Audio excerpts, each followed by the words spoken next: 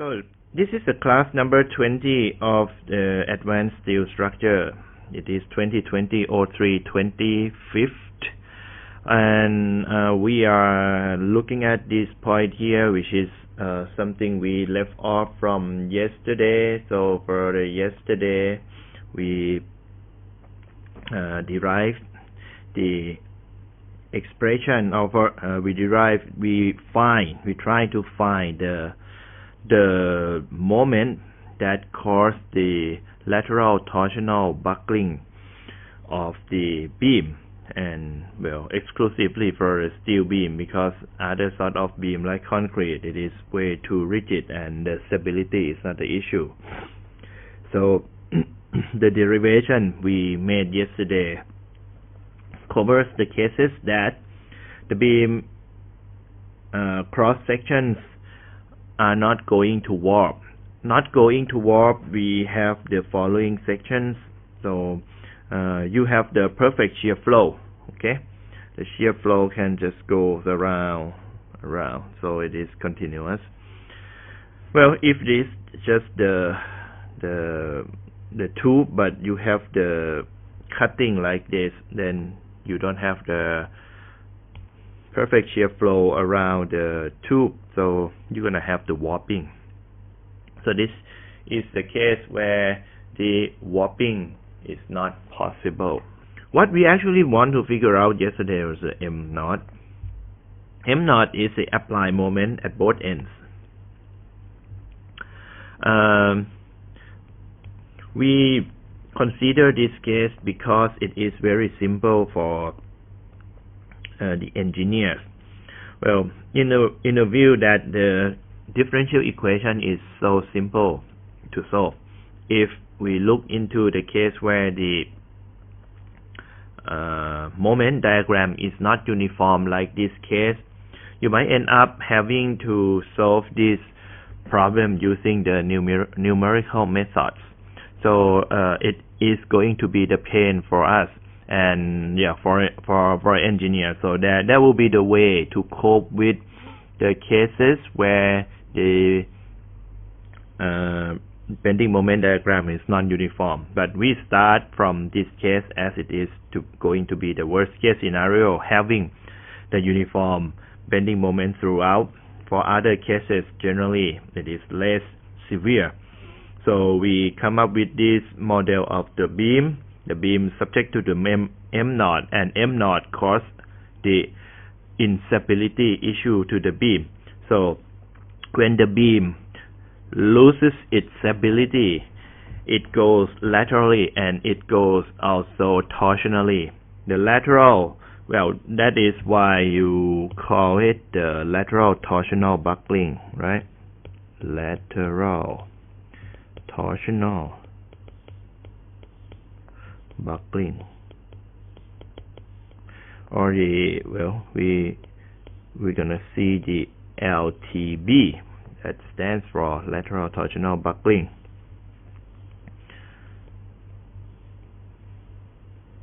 Okay, so it undergoes lateral torsional buckling, then we collect all the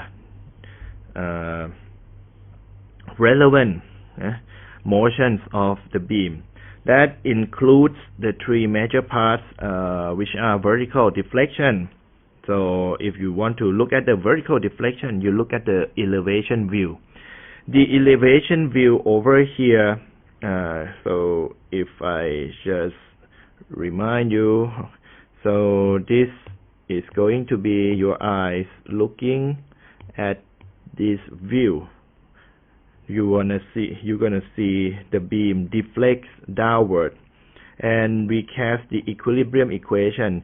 The downward direction, you have the y coordinate, and the displacement is represented by the v variable. The lateral deflection is going into the x direction, and the u is the deformation along the x. We do not have axial deformation because that one is not so crucial and we can just neglect it. And we are talking about beam under bending. We are not applying the axial force to this beam. Alright, so we look at the vertical deflection from this view. Looking to this view, you see the beam profile looks like this. You had the M naught, okay, applied like this. Your beam is supported by the pin and roller condition, and we take the cut of the beam. So either this side or the other side could be used for the derivation. I just take this side as we are so convenient with it, as we did a lot in computer method classes. So we use this part of the beam, and then we represent the internal moment caused by the deformation along the V, along the Y direction, which is the V. So we take the derivative of the V with respect to Z square. We get the curvature. We have the absolute sign to get just the quantity, because we have the direction over here as the beam deform like this. And then we have the EI. The I has to be I subscript X, because the bending is going about this X-axis. The bending in this direction here, okay, is going about this strong axis. And generally, you use the strong axis to carry the deflection, right? To carry the load, and that causes the vertical deflection. Well, we have the internal moment, and we also have the driving external moment. So the external moment and internal moment for this case, even though we are casting the equilibrium in this deformed axis, so the deformed axis is also defined by taking a normal, okay? We constitute all of this over the normal cut of the cross section of your beam, and then the first one, the normal one, is coming out along the C prime direction, which C prime direction is a little bit deviates from the C direction. Likewise, for X, it is close to X prime, close to X, but it twists already, so that the X prime is not aligned exactly with X, and Y prime is not aligned with the Y, of course. And the key concepts of the stability analysis is to write down the equilibrium equation in the deformed configuration. So we're gonna use this deformed axis to cast the equilibrium equation. So basically, we first over here, we are talking about moment, which is about the X prime axis. So if we cast the moment about the X prime axis, we can see over here that X prime axis is not much deviates. It does not deviate so much from the X, such that if you look at this view, the X prime and X is not far away, and the gamma is not a big angle. So when you take the component of the moment, right, into the X prime, the applied moment M naught is actually aligned with the X. If you see over here, as the M naught is going, okay, this way, this direction, then the sign of the M naught has to be in the following. I don't want to put on here. Okay, I represent the M naught like this. So which is along the X direction, right? So the M naught is along the X direction, but the X and the X prime, these two axes are pretty much aligned. The difference is just by the gamma angle, and the gamma angle is not the big angle.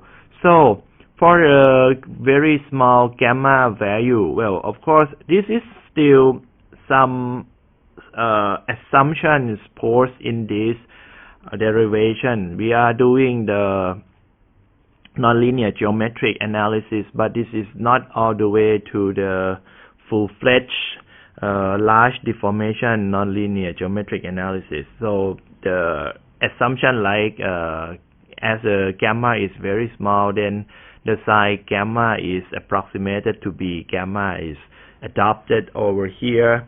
But this is just enough for the view of advanced steel structure. It is not the very base in the computational mechanics point of view. So for those who enjoy the buckling analysis, they can do something further, but well, just leave that to them.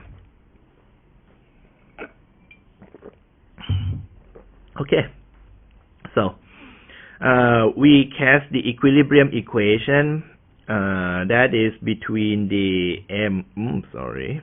so that is between the M and the internal moment. So we set up the summation of moments, and ultimately we end up with the expression over here. This is the governing equation for the bending, the deflection about well, let's say in the YZ plane.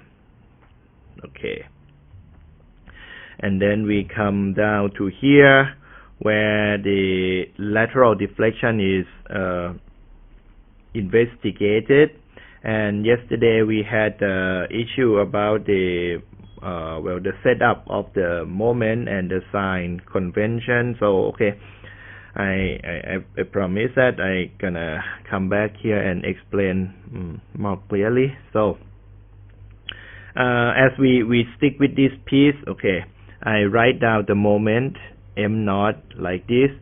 Now we are at the bird eye view of the picture.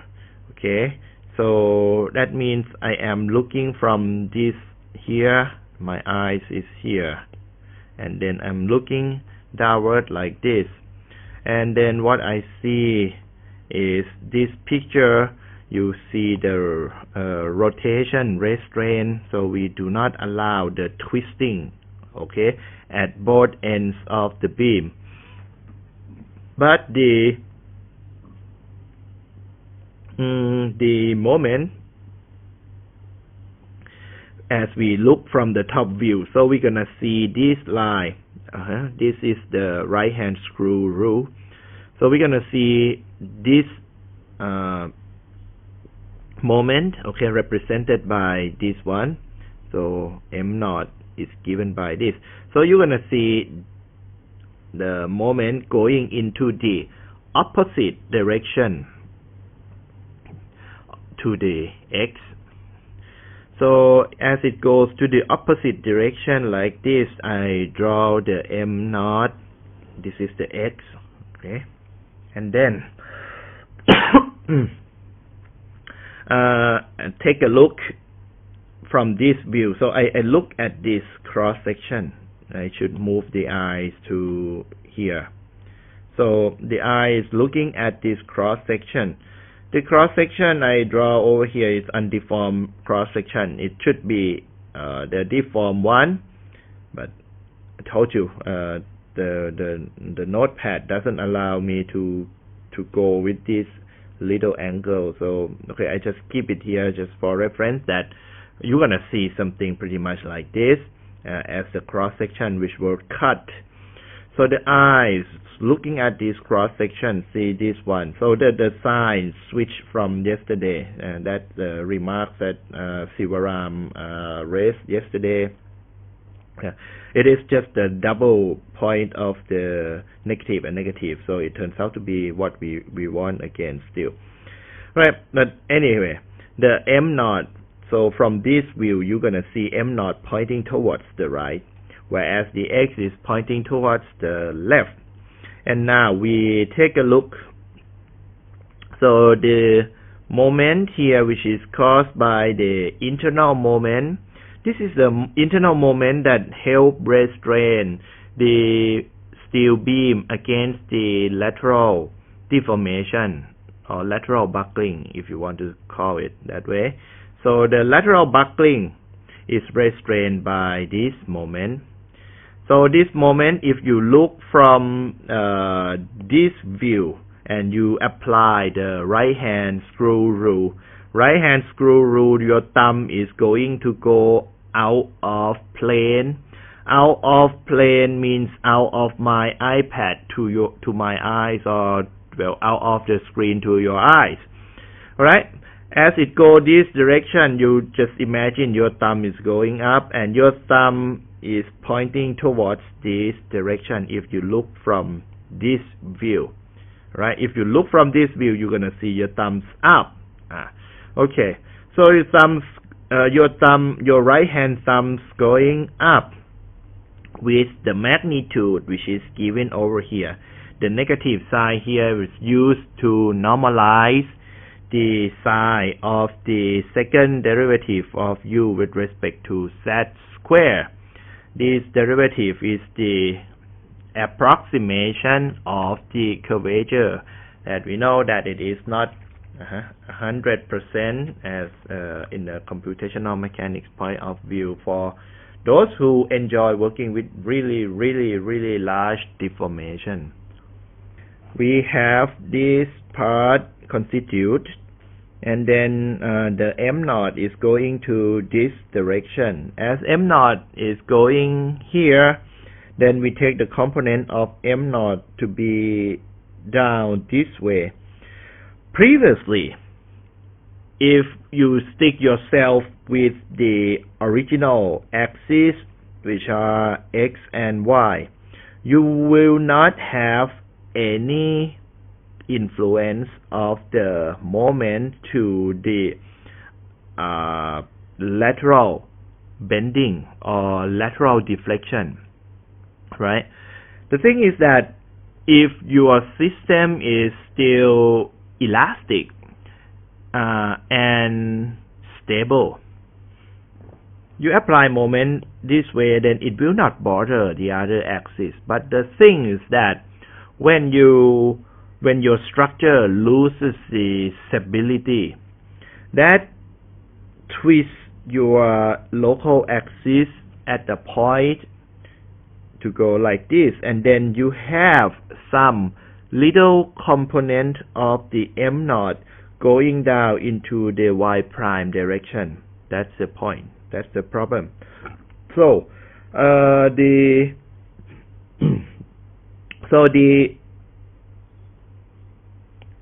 magnitude of the moment that comes into the Y prime direction is given by the gamma angle, as angle is so small, right? So it is gamma multiplied by M naught. Okay, so we bring all of them into the same equilibrium equation. If you want to cast equilibrium equation, you set up just the positive sign convention. So if you want to stick with this guy to make it positive, so whatsoever going down along with the Y prime axis, you will have the positive sign. So the first one is the gamma M naught, okay, is stuffed in here. And then the second one is the internal resisting moment, which is pointing to the opposite direction. So you will need the negative sign to account for that. But previously we know that we have the minus sign for this whole thing to just normalize the internal sign over the second derivative of u with respect to z squared. So you have two negative signs over here, and then we rearrange this so you come down to the form we see over here. So this is the part that is governed by the lateral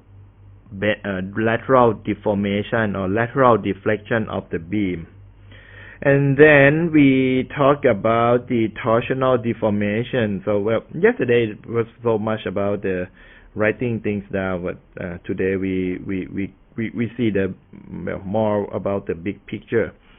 So we look at the same view, and again we cast the equilibrium equation based on the deformed configuration.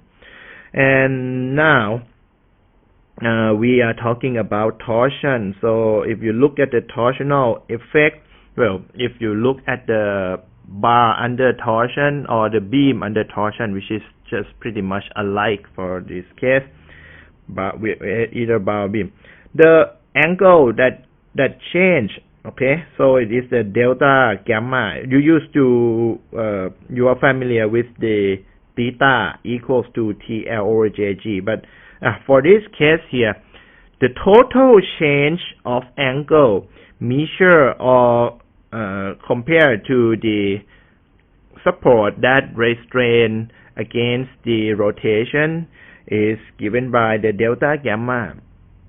Okay, I use the delta gamma because it is giving us the sense of the change. Okay, actually I can just stuff in gamma, and if I just know that the gamma at the support are 0, then well, it is okay. But having the delta will make it just clear to us. So the total change of the angle equals to torque, and in this case we have the constant torque times L. L is actually measured from one point to another point. It is not the entire span. This is just the shape, the form that you are familiar with in the strength of material classes. TL over JG, torsional constant, and G is the shear modulus. So I just change things a little bit, move things around. The change of gamma over the L, where the L is the length from one point to the another point, that you have the total change of delta gamma. So basically the concept of this thing is the rate of change, right? This is the delta over delta, well, delta gamma over delta L, if you wish. Better to say delta M gamma over delta L, like this. And I'll be moving it out a little bit and say delta L. Okay, so it is the derivative or the rate of change. So torque is represented by the JG times the D gamma dz. And now we take the torque equilibrium. The torque equilibrium is cast from two major components. First of all, internal torque, which is the resisting torque produced by your beam. And the well, another component is from the external moment. So the external moment, if we put it over here and then we try to find the component which is coming down into the direction of Z prime. Okay, we have the angle given by the du dz. Du dz, this deformed profile is given by the function of u. So the slope of this function of u is the angle, right? So this angle is between the original angle and the deformed configuration angle. You have the plane twisted like this. This is actually stem from this point. Can I extend this?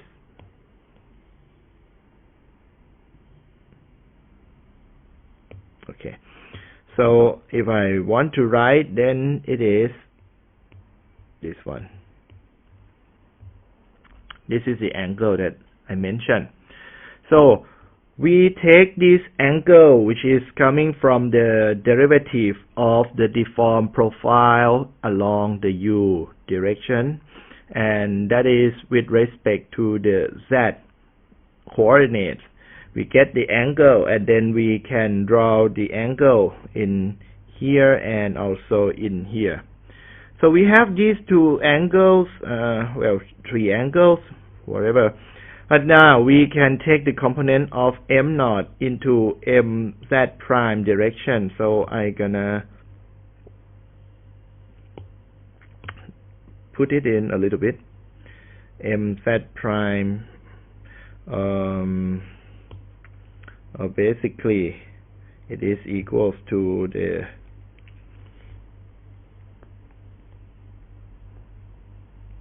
as the m naught is going there, mz prime is coming to the opposite side, right?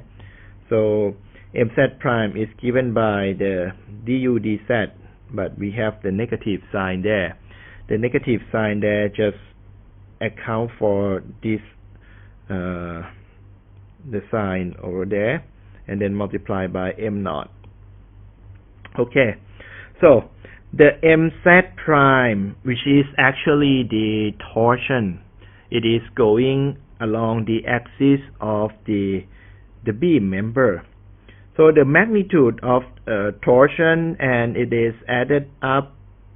Oh, sorry. This is the applied torque, and this one is the resisting torque we talk about. So we end up with the equilibrium of the torque, and then we have the jg, okay, which is this part, equals to du dz m naught. Actually, if I don't jump, I can just add up one line. The thing is that you will find this disturbing a little bit when you see something jumping around. So copy and paste. Okay, and then you move one thing to the other side, and then you set it up, and that is the equation number 3. And then you continue further. From that equation, you take further the derivative of u with respect to z squared. The thing is that the u with respect to z squared is going to be used over here, so we just modify this into this shape, okay, and then we'll be able to get the gamma down into here. When we have gamma and here is also gamma, then it is just the ordinary differential equation. Then you come to this one, okay, you plug it in the second derivative u with z squared, and then once you plug in, you get the following form, and it looks ugly, so we just want to keep this part here clean as possible, and throwing away all these constant to here, which is going to be named as a k square. So the k square terms is actually the you can get just the k, and then you solve the homogeneous solution. You don't have any particular solution for this given case, of which the moment m naught is just uniform throughout, and then the boundary condition was enforced. Okay, so first of all, for the case that we deal with the beam which is not going to warp, we end up with the m naught equals to pi over L E I Y J G. Okay, so we come up with this, and actually you can find this expression available in the AISC specification. But it is not the whole thing, because the whole thing is longer than just this one. This is just a simple case. So we will talk about the warping effect next.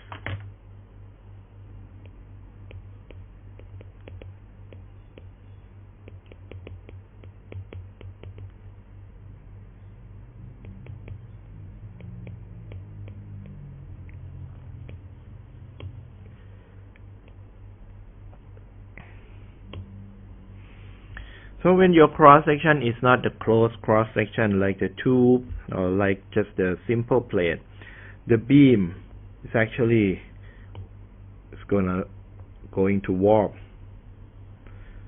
And let's see how the warping looks like. So let me grab the pre-drawn cross section of the beam. So I paste it there. Okay. This beam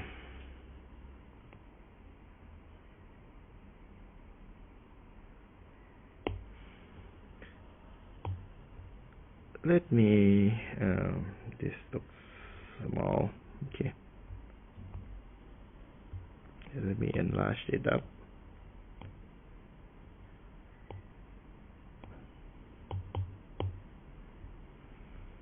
So B H T web and T flange. Okay. So look at the beam, and once we apply the torsion to the beam, what happens?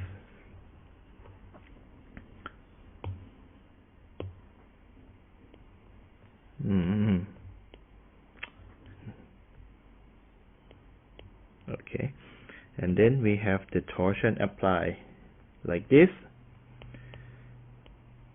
We name it TW. Okay,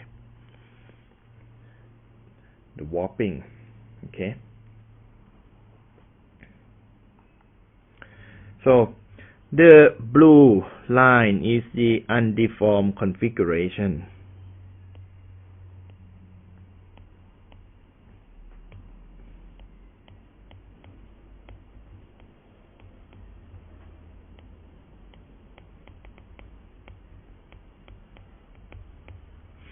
And the black line it stands for the deformed configuration.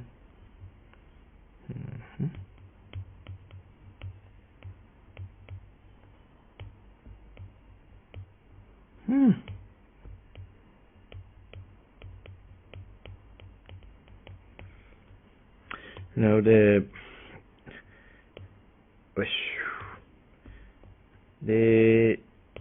videotaping of the class, well, some other people just use the online platform like Zoom, and the record qualities of Zoom is not as good as doing it this way, in my view, probably. Because once I put it online, the thing is that if I want the YouTube video, okay, that is that might not guarantee the high resolution. For the Zoom, as you use a lot of bandwidth to talk to too many people, then the record options in Zoom, I'm not so convinced that it's gonna deliver the best quality, the nice and crisp picture. So this live on the Facebook and the records in the program for the game casting is my way. But the thing is that at the end of the class, I got to process the video, so I need to cut out at least the first at the very beginning part of the clip that I wait for people to get in a little bit, and I try to get all things set up. So that is a little slow over there, and then I cut it off. I put the title of the course at the very beginning, and then I cut off something on the way that wastes your time. Sometimes I look up for information, Google up for information, so that just wastes your time. I cut those all out to make sure that the one that is uploaded in your YouTube is not going to waste people's time. So that means at the end of the class, well, I'm gonna give the advice next. I finish the advice, then in afternoon time I got to process the video, so got to do that editing. And finish processing, I still need to squeeze or convert it into the format to the size which is not the too high definition. So I convert to the normal high definition 1920 by 1080. So that's gonna take another slot of time. So in one day, the time for the video recording and editing is a lot. All right. Anyhow, now let's take a look at this thing. So if you consider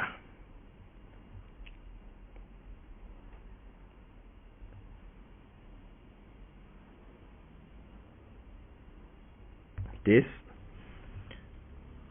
and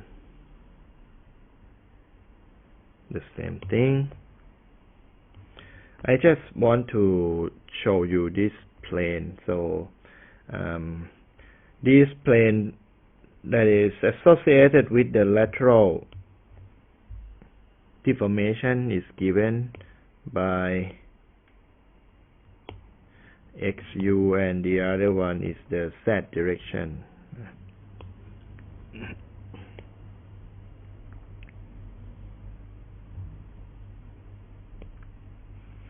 So let me move this out of my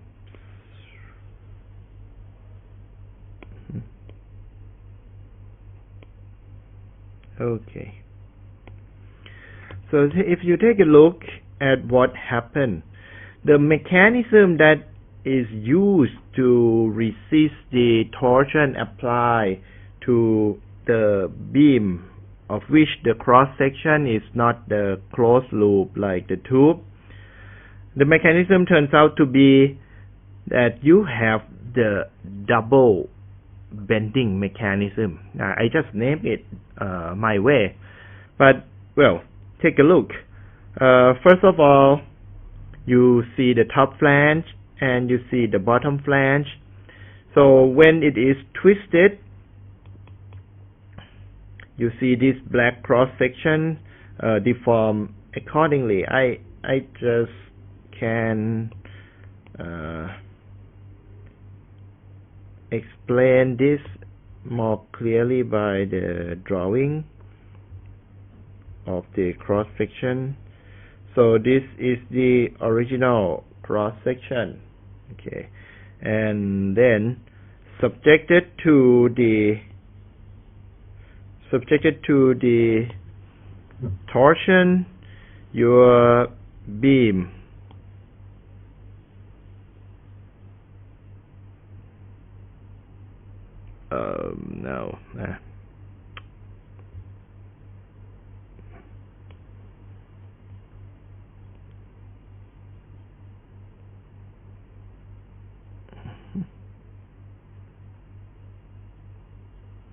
okay.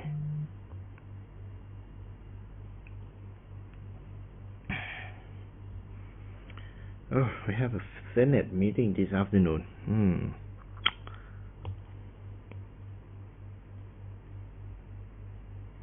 Copy. And here is how the I should put it on the different space.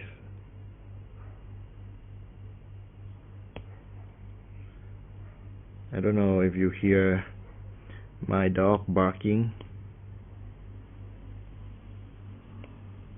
No.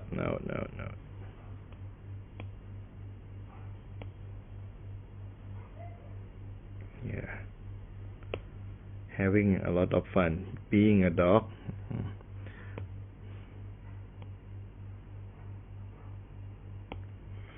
Okay, and then I draw the line.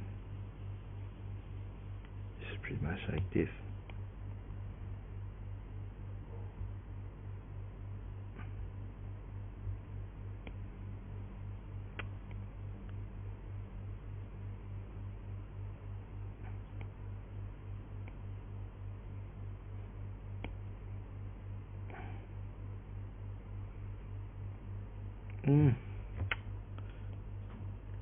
What?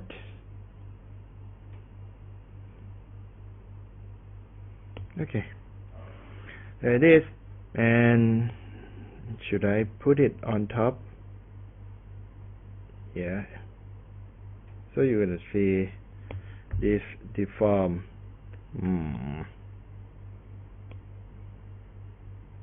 Which one is better? Maybe not overlaying it on the top.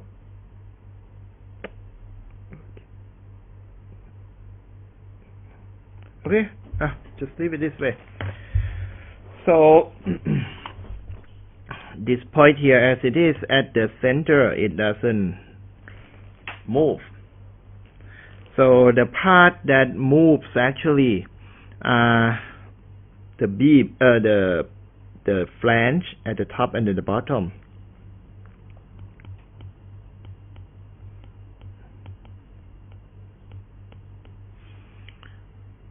Does not move means along x direction, along the x direction. I don't have space to put D in there, so it goes like this.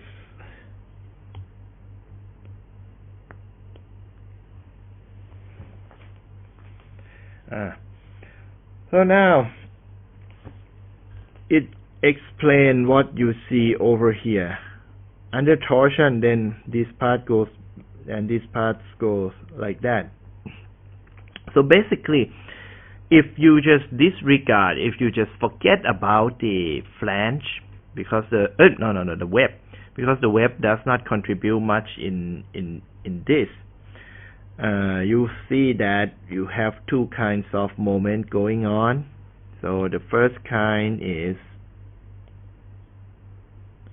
the moment which is actually acting on the X and Z plane, or if you want to present it this way, it is this moment using the right hand screw rule. So the thumb is going downward, whereas, well, this one is for the top flange, whereas the bottom flange, it goes like this. So that means, sorry, okay, just one. That means here,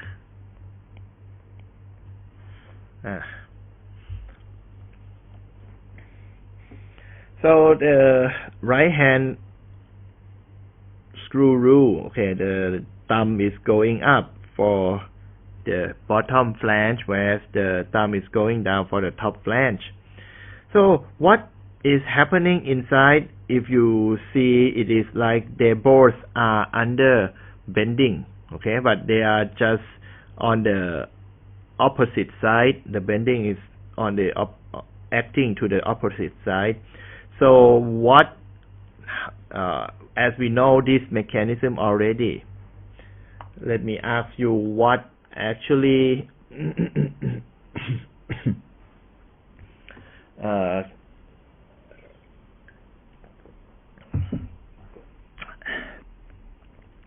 how does the flange carry the load? The flange carry the load through the following.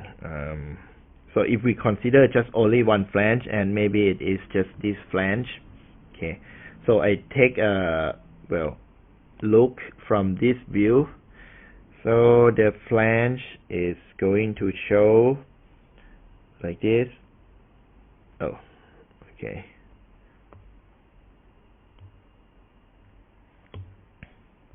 Forget.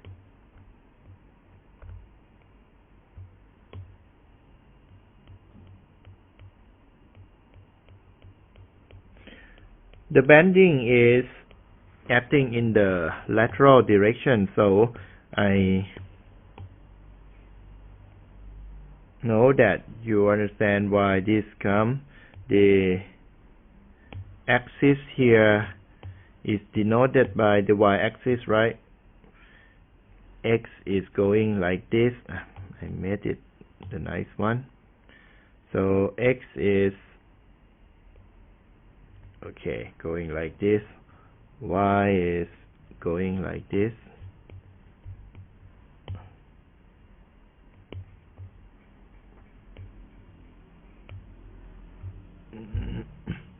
So if we draw this line, this is the line along the y-axis.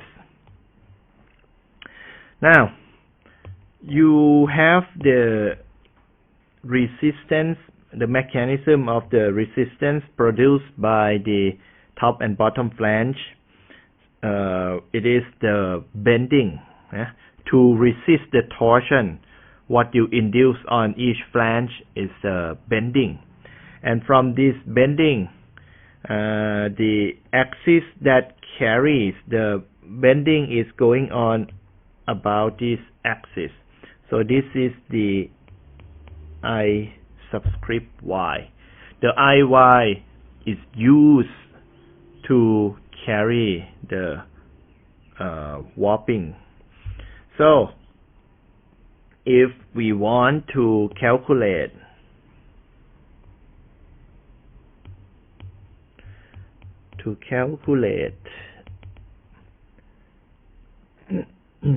shear force,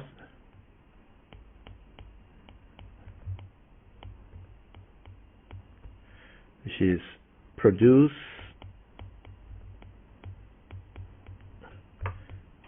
by top, well, it should be the, right? We are specific, the top and the bottom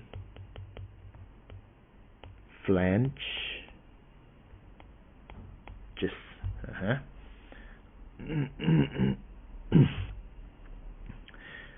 how do we get the shear force?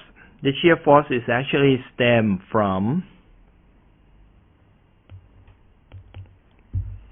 shear force, which is induced by the torque.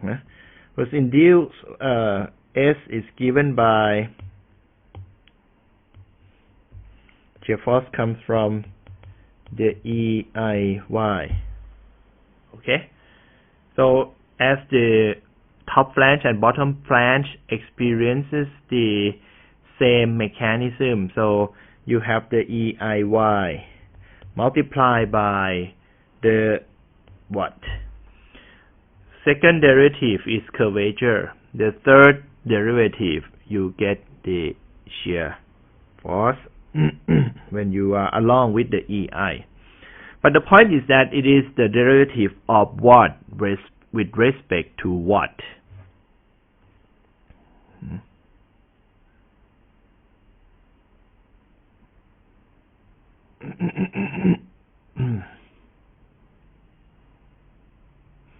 So, third derivative of what?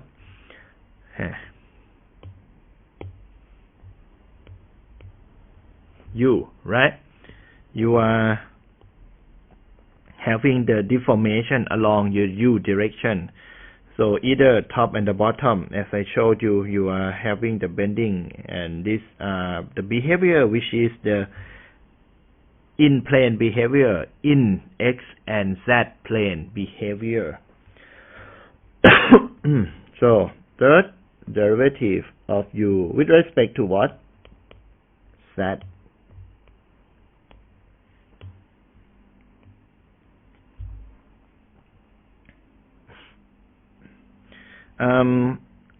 If we want to be a little bit more precise,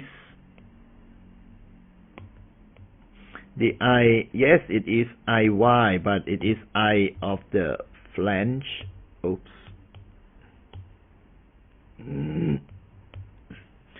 Now don't get this wrong. This is not the U stress. this Fy is not the yield stress, okay?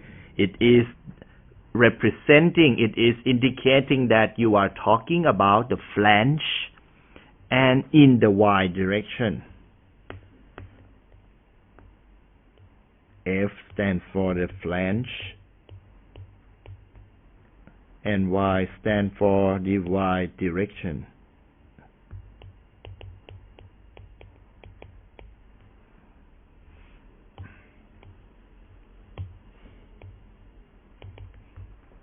So don't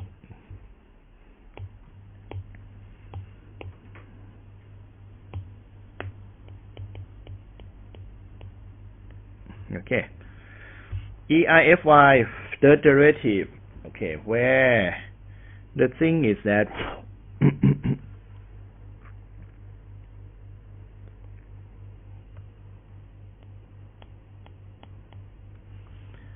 U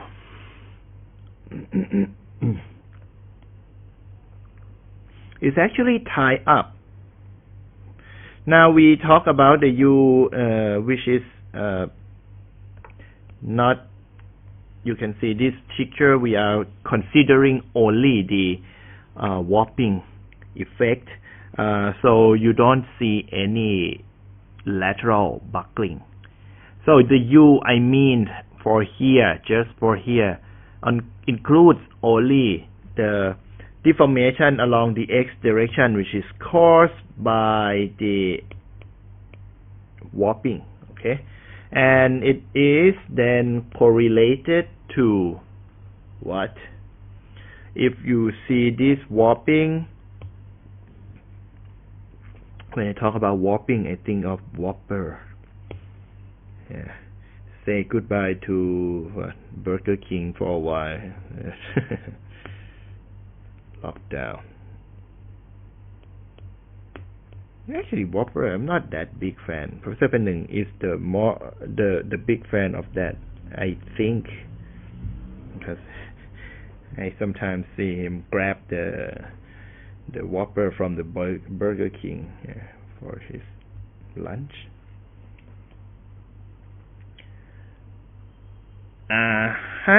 This rotation or this twisting is given by gamma.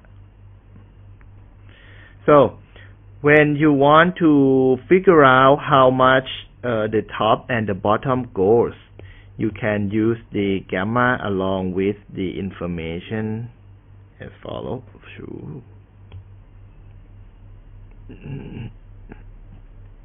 Actually, you should use the center, right? You use the distance to the center of the flange, but, well, you don't need to be that serious, and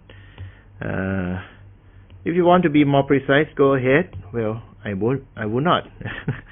So this is the h over 2.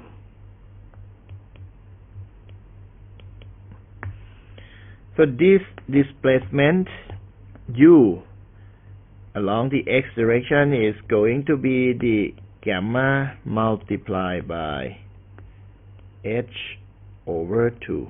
Whew.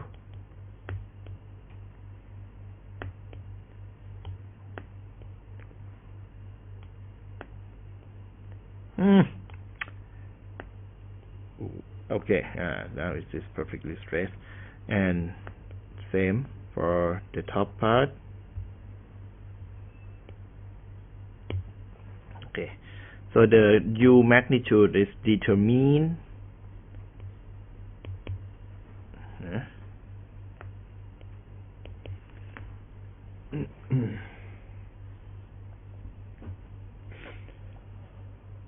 then let's substitute the u being gamma times h over 2. Stuff it in.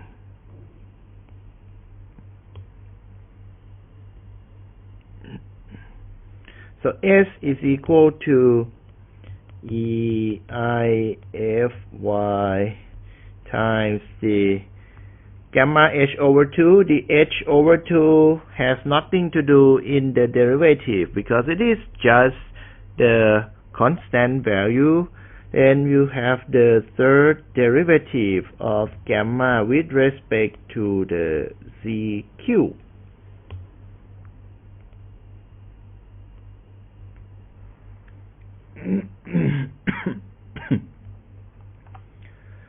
And then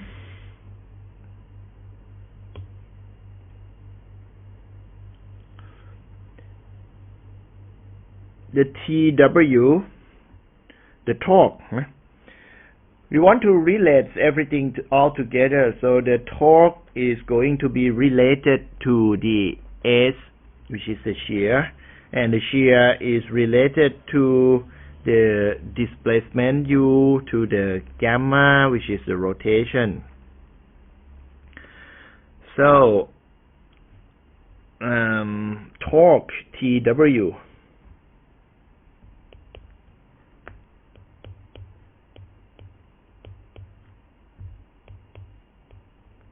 is given by S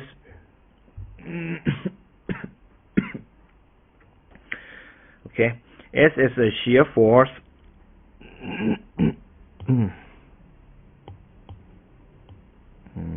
which color is going to be the good one?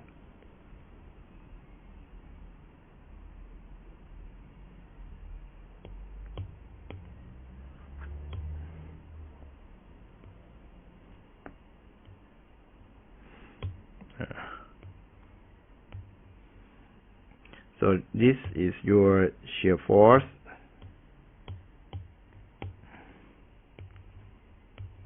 Okay. You have top and bottom. Then the moment arm of these force couples is H. Okay, give me 1 second. I want to zip.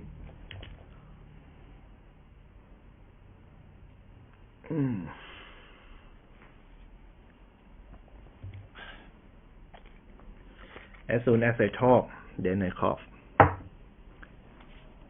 And this is so called a 100-day cough. It just lasts like for several weeks.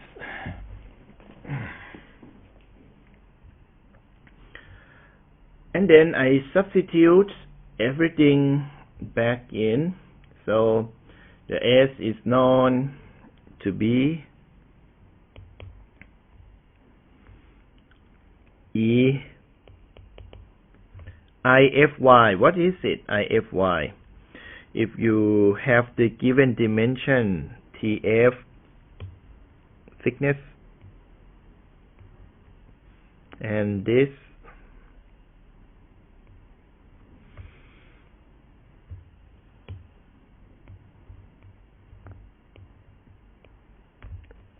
so this is given by the B. This is TF. If you want IY is equal to what moment you are the bending is about the y-axis, so you have the TF times the BQ over 12.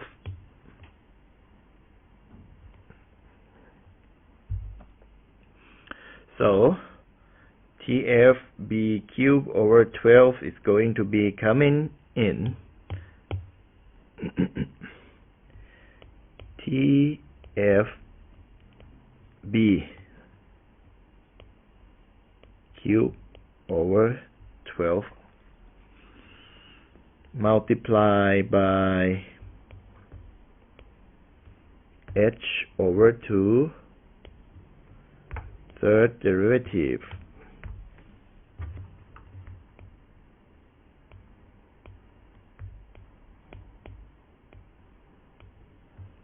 Okay.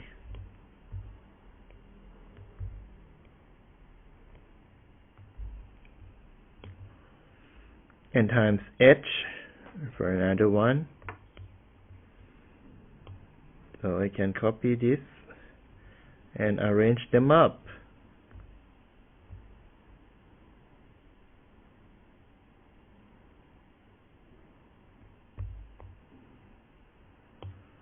delete this out. H will be paired up with H, so it is squared up.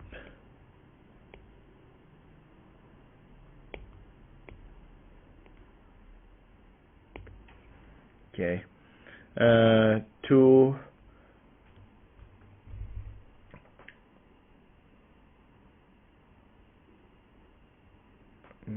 Actually, yeah.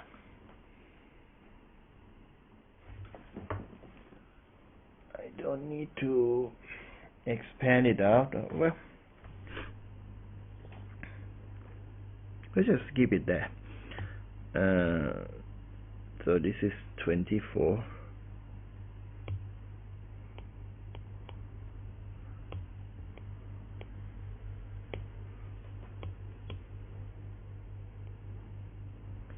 Okay, and then I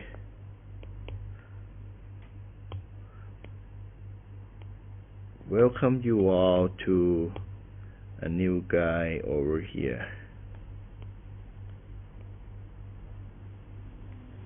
This is another monster that you call the CW.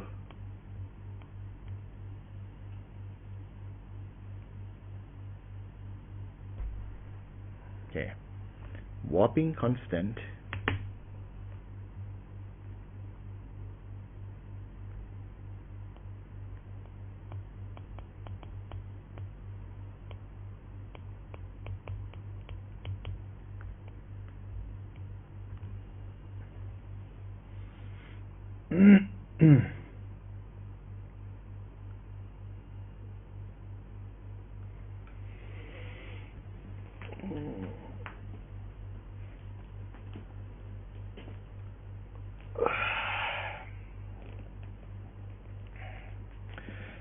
So, yeah. So this will be combined with what we had. What is that? Okay, will be combined with what we had in here. Okay.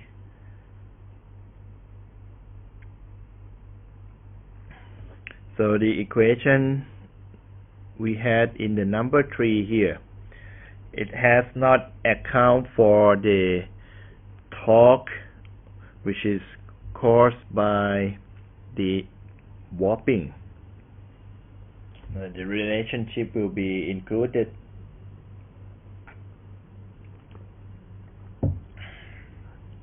So I do the copying.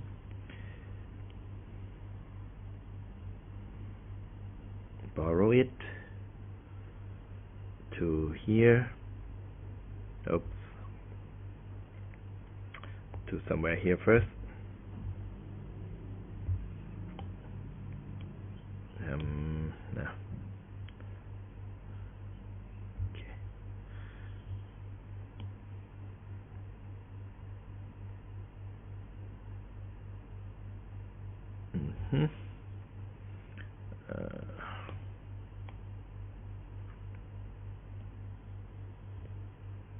Yeah, at one point when you teach for a while, you're gonna feel like sleepy. But this is better. In the past, it used to feel like more stupid because just recording the video alone, it makes me feel like I'm crazy. But now, at least as it is on the YouTube live, I feel like the people are still watching me. So better feeling, but still at the end of, well, almost the end of the 1.5 hour or 2 hours, it makes me feel a little sleepy. Okay, so the part that we have from that torque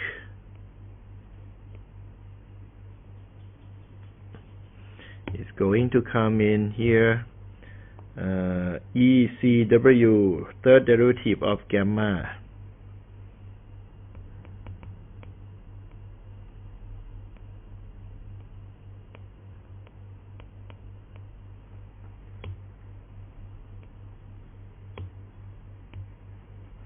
Okay. Recast this one up.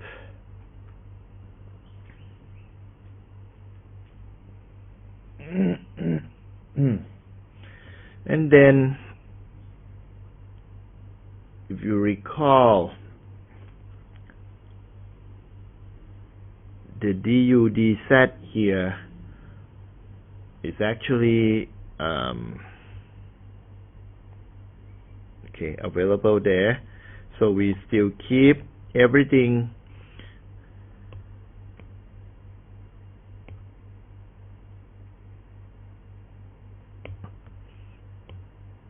on this side, and then take the 1 over this.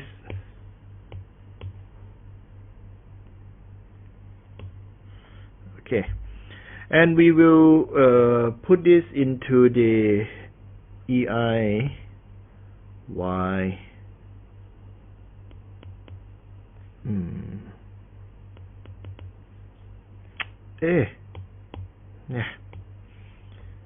EI y,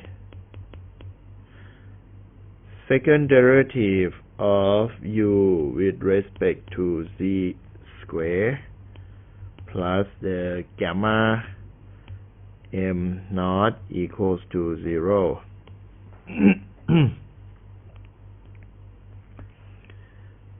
Start if UFM is opening.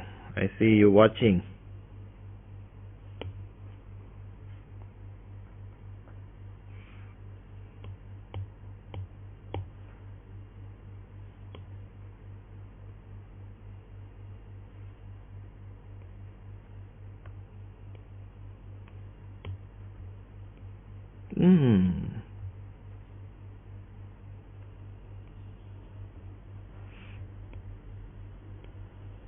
Okay, there it is. So stuff this in. You're gonna find that the expression is going to be more terrible than before. Well, that's normal. We have the EI y, second derivative, right? So the whole thing in there is going to be stuff in here. I should move the entire thing somewhere here. Okay, and this is gonna need a lot of space over here. So EI and second derivative with z.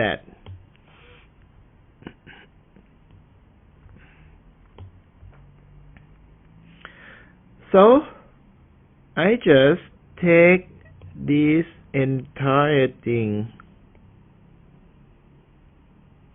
a copy and the paste.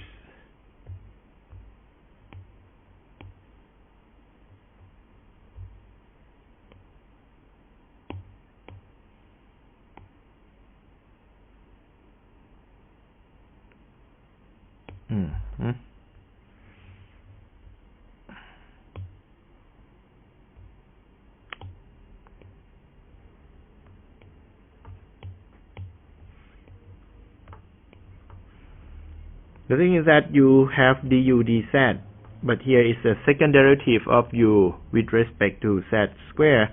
So you need another derivative, and that's what you see. Okay, another derivative is here. Oops. So we take derivative of this whole thing. The 1 over m naught was taken into account, plus gamma m naught equals to 0. So the rest is going to be the procedure that we try to clear out all of this into the nice looking form. So we'll see. First term, you're gonna have E, I, Y, J, G. This term you used to see it, right? Over M naught times the second derivative of gamma with respect to C. And the next term is minus E square CW IY over M naught EIY over M naught CW, and the fourth derivative of gamma with respect to Z plus gamma M naught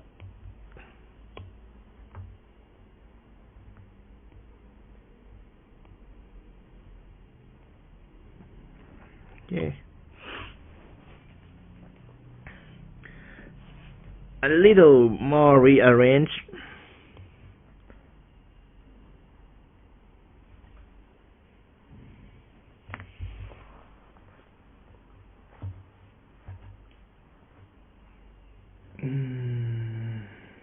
We need to clear out everything in front of the fourth derivative.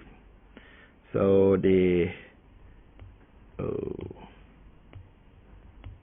fourth derivative of gamma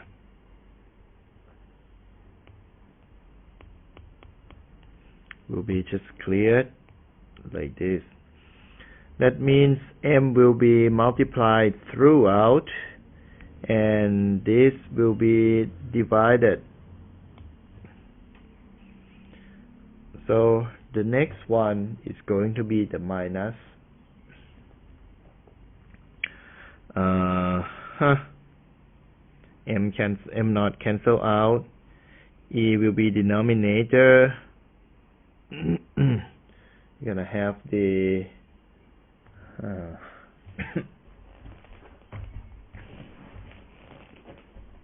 IY cancel out.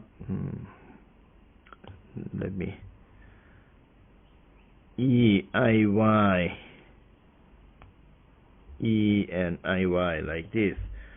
So I'm gonna have the ECW of I'm gonna have ECW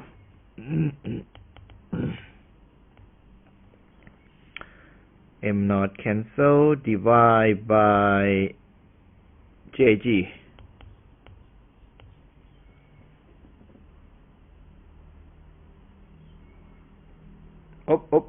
Switch. It was supposed to be JG divided by this. Multiply by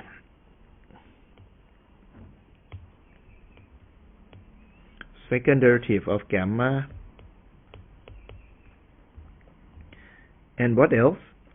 Minus M naught turns out to be M naught square divide by E square CWIY times gamma equals to 0. We want to solve these differential equations. Let A be the part over here. So you have the JG over ECW. We wish to arrange the differential equation above into the following form. So the fourth order of gamma minus 2A, like quadratic equation. If the 2A is associated with this term, then the A is going to be JG over ECW over 2. And another one is the B. So the B is equal to this guy. As simple as that. So M not copy. We use iPad. We can copy. Then the solution to this turns out to be gamma, which is a function of z.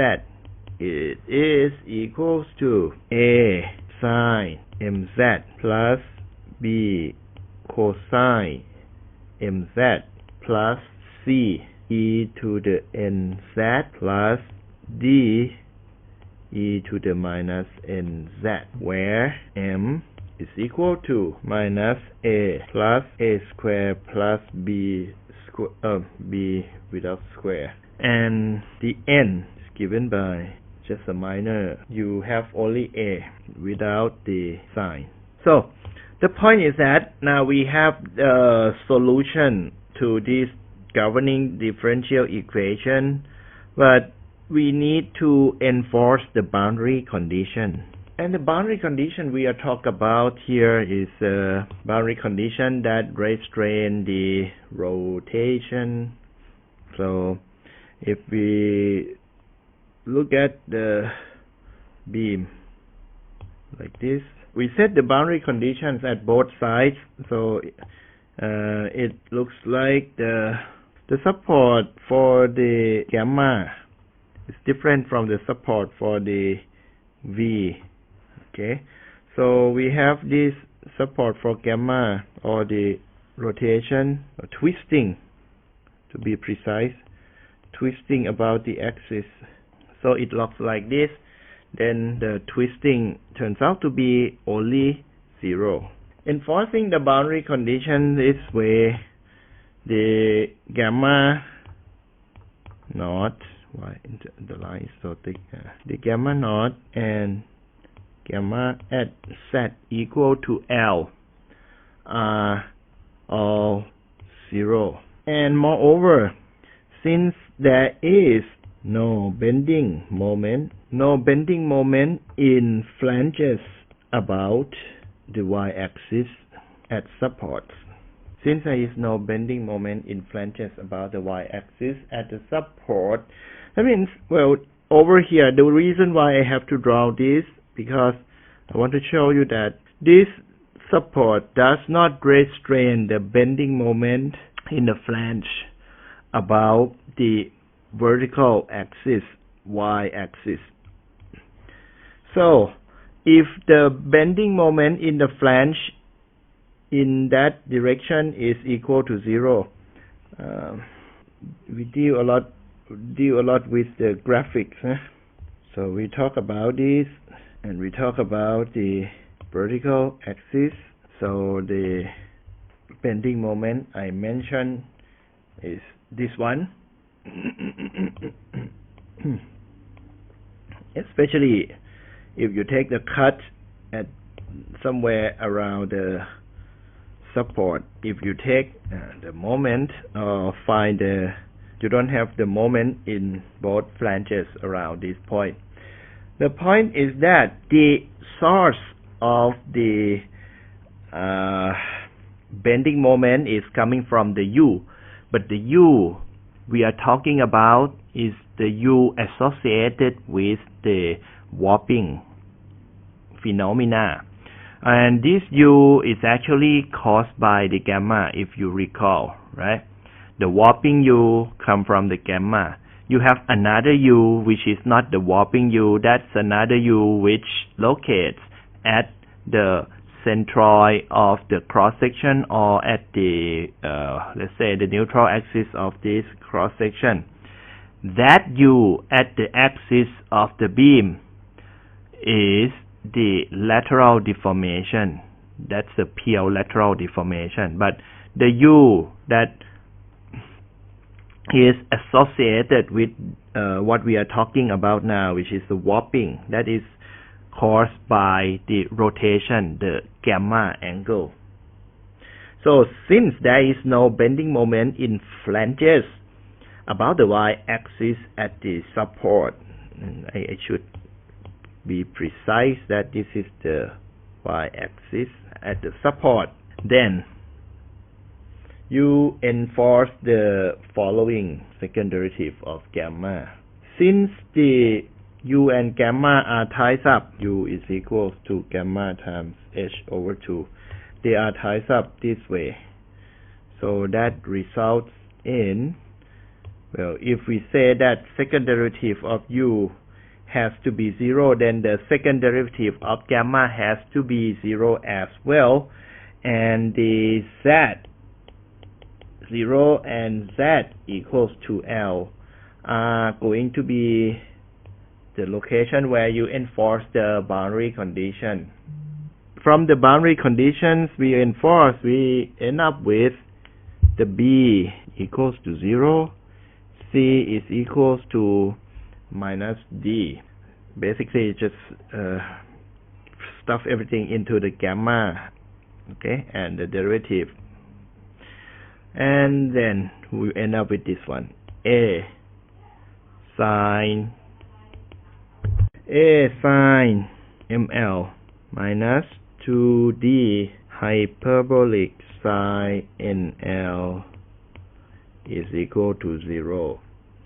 And another one, A M square sine ML plus 2D N square hyperbolic sine NL is equal to 0. Reform this. Basically, I'm gonna take out the A and the D.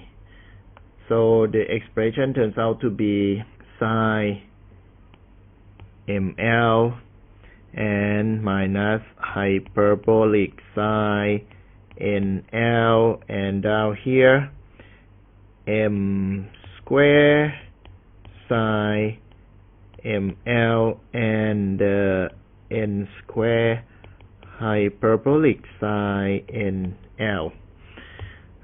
There it is. So the A and the D is left out there. The point is that now we are ending up with the eigenvalue problem. Again, we have two choices. So if this coefficient vector is 0, then this gives you the trivial solution.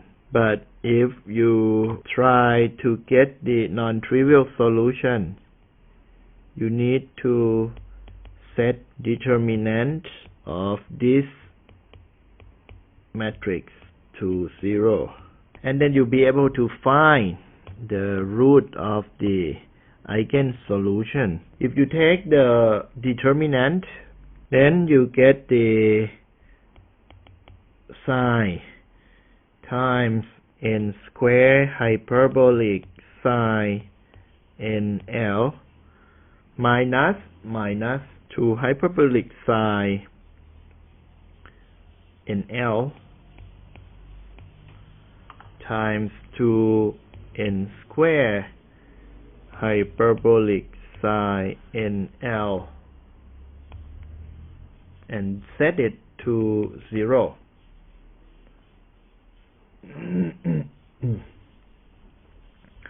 So reform this a little bit.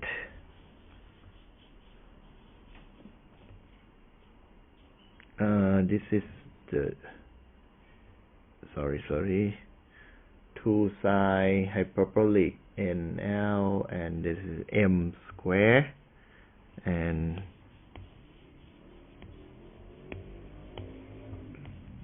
okay, and then we so hyperbolic sine NL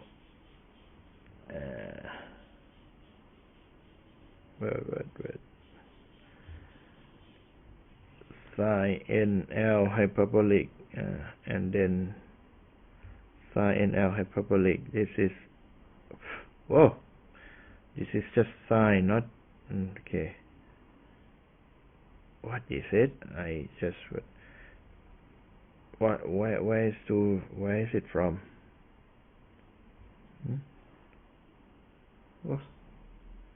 Oh, okay, 2 is here.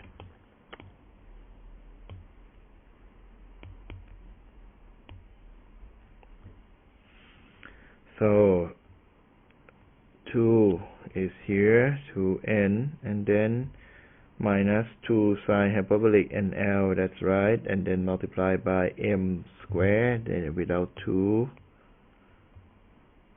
m squared sine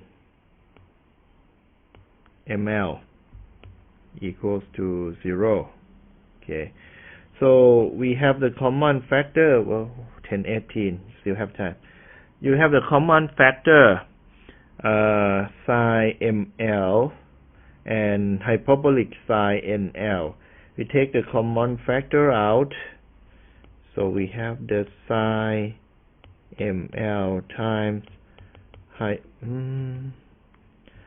hyperbolic sine nl, and in the bracket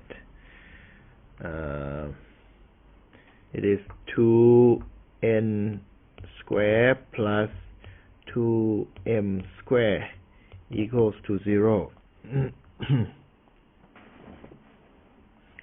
Okay, so first of all, these are useless because the both m and n are positive and non-zero. Okay, you can see the m and n are determined this way, so it has to be. And then you have two conditions. Hyperbolic sine hyperbolic sine nl equals to 0, and the sine ml is equals to 0. So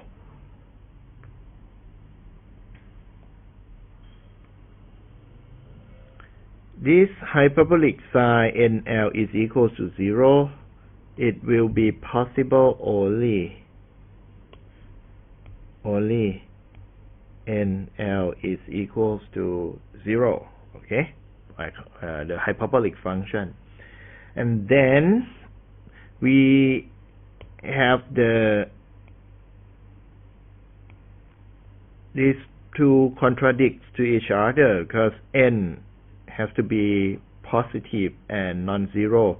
So you are not going to get these conditions satisfied by the hyperbolic sine al is 0.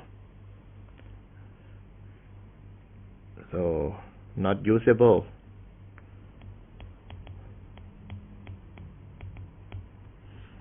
And then sine ml to 0. So to get sine ml equals to 0, then you have the m equals to pi over L. Actually n pi over L, but we are going to pick up the smallest root anyway. And then from here we end up with the m naught equals to pi over L e I y j g and 1 plus pi square L square e c w over j g. Done for the m naught. Now the next step is to produce the factor that will help us design the other cases where the bending moment diagram is non-uniform. This is just the uniform case only. So it is m naught throughout, but when we bump into other cases, then we are going to use just the coefficient rather than just going all the way back and derive everything, because you can see that the differential equations we are dealing with here is quite messy. So we don't want to get too far into that dimension, but we want to make sure that the tools we developed is practical for the engineering design and practice. Alright, okay guys, I think I finish up the class today here. Okay, have a good day, bye bye.